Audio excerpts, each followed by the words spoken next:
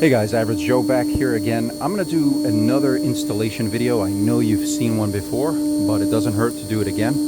And I'll also do this for the 552 Series 2 and for the 1090 once those final parts come off the production line. But I'm going to do it with the brand new parts. There's already some on here, but we'll go through it anyway, as if these are the OEM parts and we're replacing them. So it's pretty simple. Start with your 19mm sockets and preferably ratchets. This is going to make it a hell of a lot easier to do this, okay? So you got to loosen up put your ratchets on each end, loosen your bolt. Then what I like to do is spin off the bolt from the top.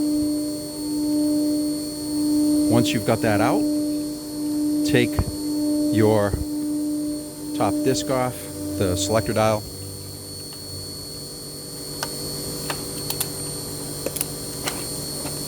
and now you've got your stack.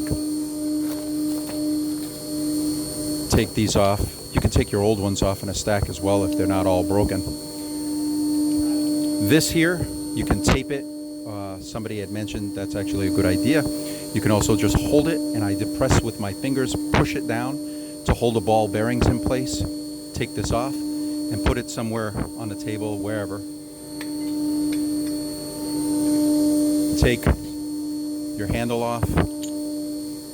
Take, again, pressing, holding it together.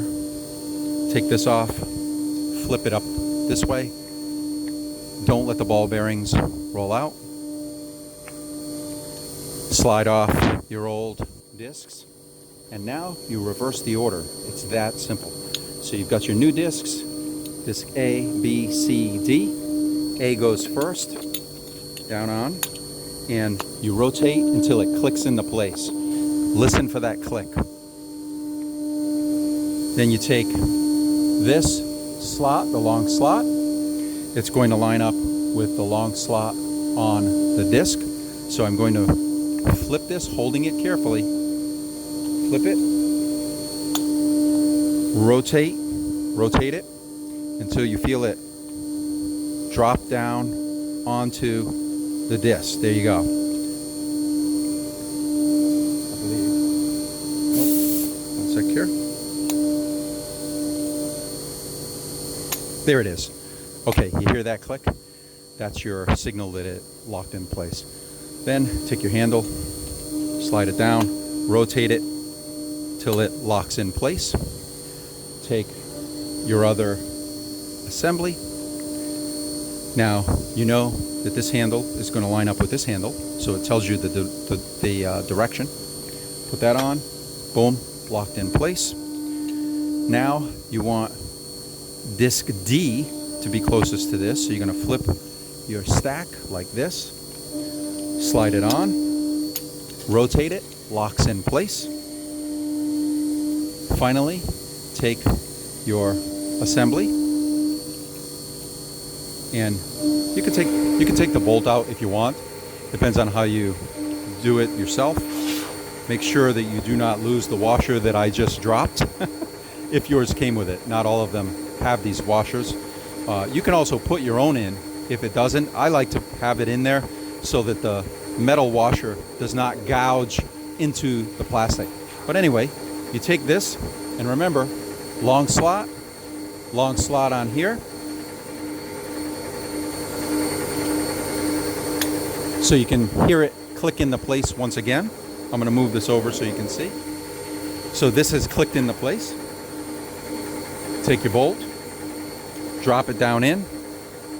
I put my finger in the bottom here and I push the shaft up into the dumbbell, and then I start the other bolt with my fingers to try to get it down enough.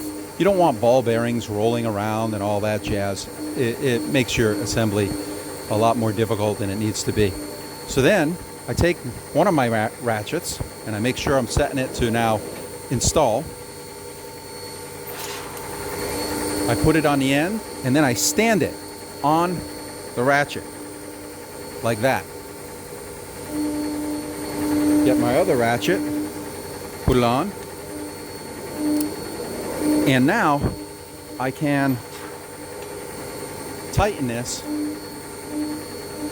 easily while the other ratchet is already down here. It's not going to move. Then I pick up the other ratchet, and I've got them in both hands, and I snug up, and that is it. You are now